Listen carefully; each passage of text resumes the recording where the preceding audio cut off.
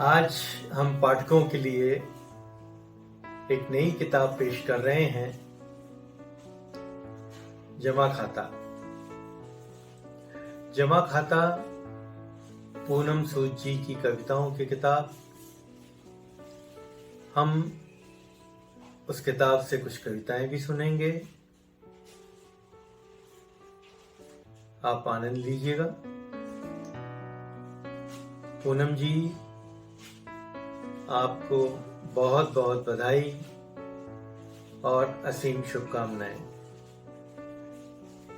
पेश है जमा खाता। कवियत्री पूनम चावला सूद की एक कविता है, मैं उसका पाठ कर रही हूँ। वो किताब कविता की अलमारी में बंद, वो किताब कविता की अलमारी में बंद बुजुर्ग हो चली थी। पन्ने पीले और जिल्द ढीली हो चुकी थी।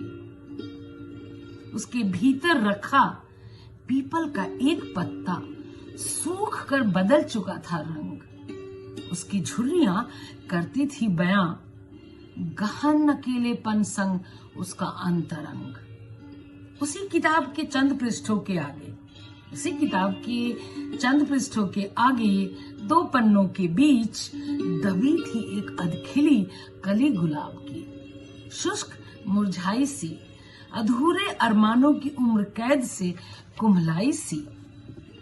उस पीपल के पत्ते और गुलाब को मैंने एक सफा में रख बंद कर सजा दी वापस अलमारी में।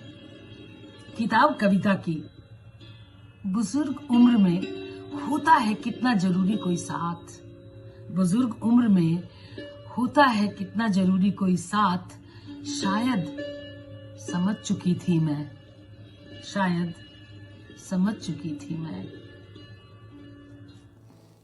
पूनम सूद ने अपने पहले संग्रह मिसफिट के जरिए हमारा ध्यान आकर्षित किया था। उसमें जीवन के तमाम तरह के छोटे छोटे प्रकरणों को कविता का विषय बनाया था। और ये दूसरा संग्रह जो है, पहले संग्रह की संवेदना का विस्तार है। लोकलाज। बरामदे का बल्ब जलता कुछ देर, फिर बुझ बुझ जाता। पिता ने तार से लटके होल्डर को गौर से देखा, चुपचाप ला नया पतल डाला। बल्ब से रोशन हो गया पूरा बरामदा। कुछ दिन से पीहर आती बेटी है, बुझी बुझी सी। गौर से देखते हैं पिता, शायद समझते भी हैं पर कर देते विदा। बिरादरी की खातिर मन के बरामदे का अंधेरा है स्वीकार, पर होल्डर बदलने को नहीं है तैयार। देखिए कितनी संवेदनशील और मैं कहूँगी सशक्त कविता है। हमारी बिरादरी, हमारे समाज को चित्रित करती हुई, जहाँ मन का अंधेरा स्वीकार्य है, स्वीकार है, और बरामदे का अंधेरा दूर करने के लिए कितना आसान है बल्ब नया लगा देना या होल्डर नया बदल देना, और पितृसत्ता यही करती रही है। तो इस कविता के साथ मैं पूनम चावला सूद जी को हार्दिक शुभकामनाएं भेजती हूँ उनके नए संग्रह के लिए। हार्दिक हार्दिक बधाई, धन्यवाद। वो कम बोलती हैं, लेकिन उनकी कविताओं का स्वर बहुत ही मुखर होता है। वो अंतर्मुखी हैं, स्वभाव से थोड़ा शर्मीली हैं, इसलिए उनके मित्रों का दायरा भी बहुत छोटा है। लेकिन उनकी रचनाओं के विषय का फलक इतना ज्यादा विस्तार लिए है कि कोई भी भावना, कोई भी समस्या उससे अछूती नहीं रहती है। ये उनकी सहजता है, सरलता है, या जो कहें कि जब उनका पहला काव्य संग्रह बाजार में आता है तो वो उसका नाम रख देती है मिसफिट, जबकि वो मिसफिट नहीं, शायद सबसे ज्यादा फिट है अगर हम कविता की भाषा में बात करें तो।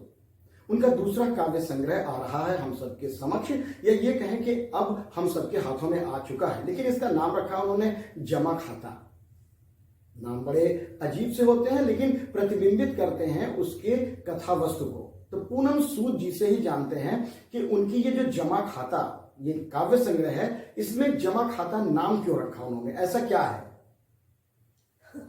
इसमें ऐसा ये है कि जब हम लोग किसी से मिलते हैं जी, तो या तो वो हमको कोई सबक देता है, या कोई जख्म देता है, और या कोई हसीन सी याद दे जाता है। जी। तो उन सबको इकट्ठा करके जमा करके ये संग्रह में हमने जमा खातून दिया है। दिल वाली नदी। दब गई गुनगुनाती नदी रेत के टीले के नीचे। दब गई गुनगुनाती नदी रेत के टीले के नीचे। होती थी जो तरंगित धूप किरणों प्रवासी पक्षियों की अटखेलियों पर। गई है जम सर्द अकेलेपन से, हटा परतें रेत की। नहीं उतरता चांद भी लेने को डुबकी दिल वाली नदी में। ठहरी रहती है ओढ़ अंधेरे दिल के सन्नाटों में नदी। यदा कदा हो जाती दिल में सरसराहट, कोई याद का सर्प जब रेंगता है रेत पर। कोई याद का सर्प जब रेंगता है रेत पर। आस्था। जब पहली पहल बिकी थी वो कोठे के मंदिर में हुआ था शंखनाद। जब पहले ग्राहक की मिटा रही थी हवस, अहाते के मंदिर में बज रही थी घंटियाँ। गिरा रही थी कोक से जब हवस की निशानी, इसी मंदिर में हो रही थी आरती। सच सुना था उसने शायद, सच सुना था उसने शायद, तवायफ के आंगन की मिट्टी से बनती है देवी की प्रतिमा, देवी की प्रतिमा। बिंब आप कहीं से भी उठा सकते हैं। बिंब तो और हमारे रोजमर्रा की जिंदगी में हमारे लोग बिंबों से घिरे हुए हैं, तो हम कोई भी आप बिंब ले सकते हैं। नमस्कार दोस्तों, आज मेरे पास एक बहुत ही प्यारी सी कविता है नदी, जिसे लिखा है पूनम सूद जी ने। कितना इठलाती बल खाती राह तलाशती चलती थी वो कुमारी। जब उसके बहाव को करने नियंत्रण उसके घर वालों ने भेज दिया निमंत्रण। बांध दिया था उसे बड़े चट्टान नुमा पत्थरों के परिवार से। वे फिर भी निश्चल सी गुजरती रही उन पत्थरों के बीच। अपने प्यार समर्पण से घिसती भिगोती रही उनकी चुभन। शिथिल पड़ते पड़ते अब थक चुकी थी वो रिश्तों की चुनौतियों से टकराते। सुना है कुमारी की तरह कई नदियां सूख कर पड़ी है रेतपन उन चिकने पत्थरों के बीच। शुक्रिया। अब आइए अंत में सुनते हैं पूनम सूद जी की कविता मधुलिका साहू जी से और कार्यक्रम का समापन करते हैं। पुनः पूनम जी को बहुत बहुत शुभकामनाएं और बधाई। झप्पी तो जादू की ही होती है। पूनम जी की इस कविता में जो जादू की झप्पी शीर्षक से है, इसका अपना अनोखा अंदाज है। एक वक्त था कुछ परिचित ऐसी निगाहों से देखते, लाख रगड़ने पर भी उनकी निगाहें बदन से चिपकी रह जाती थीं। कुछ मिलनसार हाथ मिलाने या कुछ पकड़ाने के बहाने से दबा देते थे हथेली। कुछ मिलनसार हाथ मिलाने या कुछ पकड़ाने के बहाने से दबा देते थे हथेली। कभी कोई करीबी गले मिलते हुए सहला जाता था जिस्म। कई मनचलों की देख मुझे चल जाती थी आँख, तो कोई पास से गुजरता हुआ चिकोटी काट जाता था। उस वक्त की छेड़छाड़ से होती थी बेबसी, लाचारी और कोफ्त।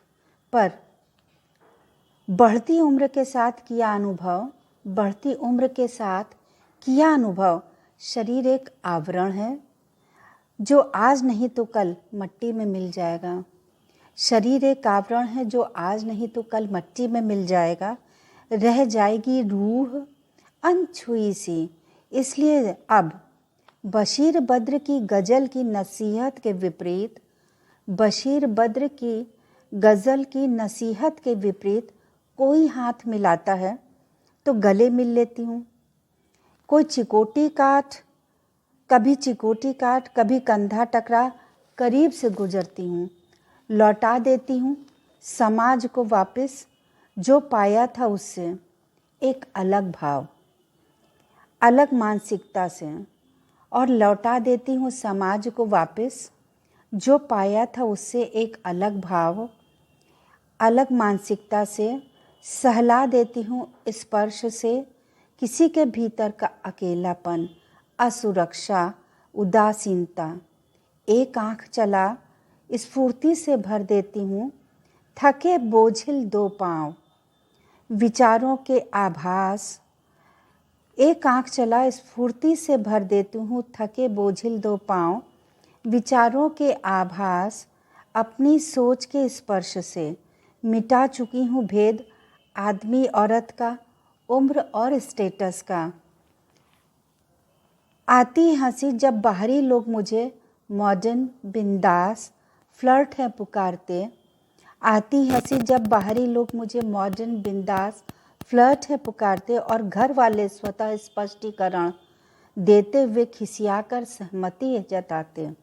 और घर वाले स्वतः स्पष्टीकरण देते हुए खिसियाकर सहमति है जताते। क्या किया जाए, मॉम सठिया गई हैं।